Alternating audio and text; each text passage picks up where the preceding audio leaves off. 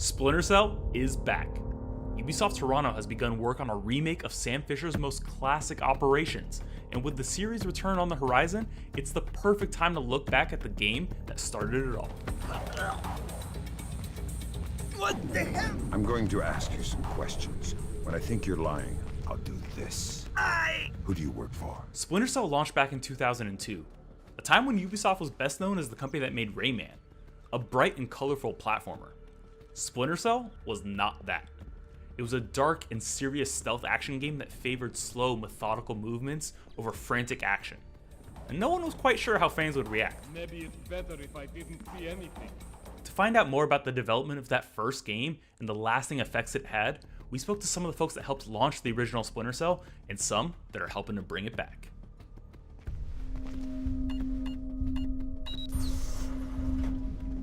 Sam Fisher. I can't believe you beat me here. I like to be early. Very first time we really understood that we had a hit in our hands is, I guess, when we were talking to Microsoft. Like, we had that feeling, that gut feeling, but it wasn't validated by anything, and we never had a hit before at Ubisoft, like not a big one like that. When Microsoft came to us and looked at it, they knew also something was up, and they were considering it for their E3 showcase at the time for showing off the Xbox. And it was super scary for us because we're like, how are people going to react? We don't know, because it's very dark. Is it going to come through nicely on the screen? Is it going to show off its colors? The feedback we received from E3 was so incredible, so it just gave us a huge push to get things done and get this game to the level of the expectations. Probably for E3 and for our competitors and for for players at large, it probably came out of nowhere. There was this whole, who is Ubisoft? It was a transformation of what Ubisoft could do and how they were regarded. That was very special because at that time at Ubisoft Montreal, we were producing games, but we were not in a AAA mindset at that time. And this game became somehow a great inspiration from the teams. And from that moment, when Splinter Cell did release with a very cool feedback and nice reviews and nice popularity as well, this has been an incredible trigger for the whole studio to reach for this level of achievement for other games. But what exactly was it that drew in audiences at that E3? What did Splinter Cell do that set it apart from the crowd? The answer, as it turns out, was pretty black and white. Light, shadow. It's instantly relatable and instantly something that you know how to play with.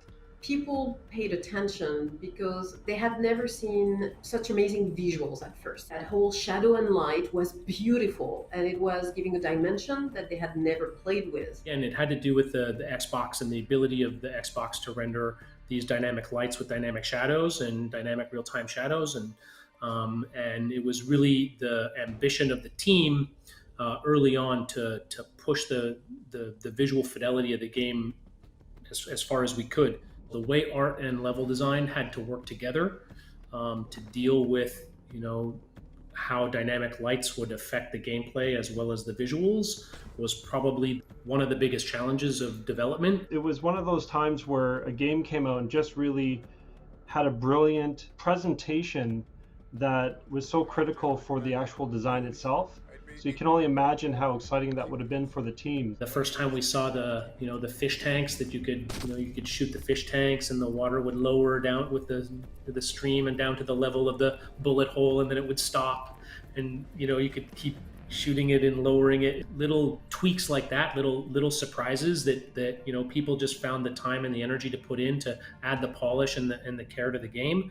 That was great. I remember thinking to myself, I was super blown away by the tech advances that were part of that game, the stencil shadows and the moving cloth and the thermal goggles and all of the stuff. And I just remember thinking to myself, how that was even possible at the time. Visually it was amazing. The light effects were remarkable, ahead of anything else that was being done at the time.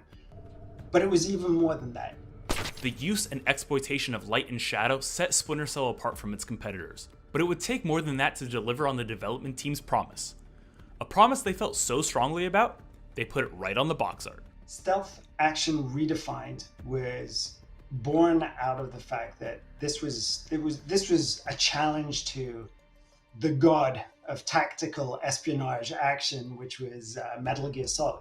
It was really the mission that Splinter Cell set out for itself. It was, okay, if we're going to take espionage, if we're going to take stealth action, how are we going to position that in a way that fits the Tom Clancy brand values as well? We had Rainbow Six, Redstone was working on Ghost Recon. Those were obvious Tom Clancy games, but Splinter Cell came from Montreal, and Montreal wasn't working on Tom Clancy at the time. And when we looked at it, we looked at the fantasy, we looked at the realism and the techno-thriller aspect of it. We figured that would perfectly fit under Tom Clancy. Back then, there was a lot of, a lot of games that were very kind of heavy on just shoot, kill, be done. That's how you get through these situations. Splinter Cell made you slow down, it made you think, it made you kind of try to understand the threats that were ahead of you, and it layered all of those features together. And it rewarded players for thinking differently, for being a bit more kind of patient with the way that they chose to solve those situations.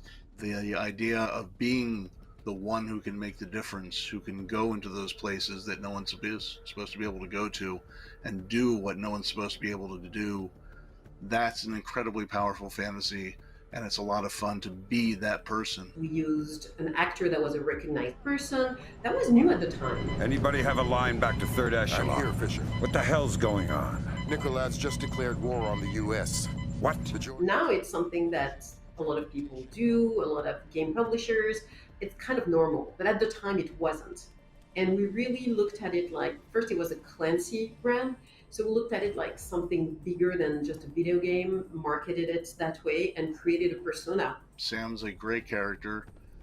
He's smart, he's funny, he's fast, he does what he can do with a minimum of waste. He's high speed, low drag, and he's just an incredibly fun character to play. While Sam is unequivocally the star of the Splinter Cell franchise, let's be honest, he'd get nowhere without his signature night vision goggles.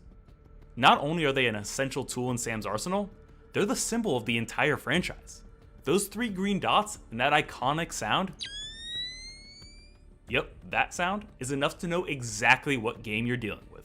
The sound came in very late, and I think that we didn't realize how important and valuable it was until someone said, we really got to have a much more iconic sound in here somewhere. And it had this kind of very military feel to it. We were trying to create something that felt very realistic and modern, and just because of the speed at which technology moves, it kind of became its own thing in time, and it adhered to sort of the genuineness of it and kind of stuck. 19 years ago, Splinter Cell put Ubisoft on the map and changed the landscape for stealth action games across the industry. Now, thanks to the upcoming remake, a brand new generation can experience the best Splinter Cell has to offer. For future updates on the Splinter Cell remake, follow this channel and visit us at news.ubisoft.com.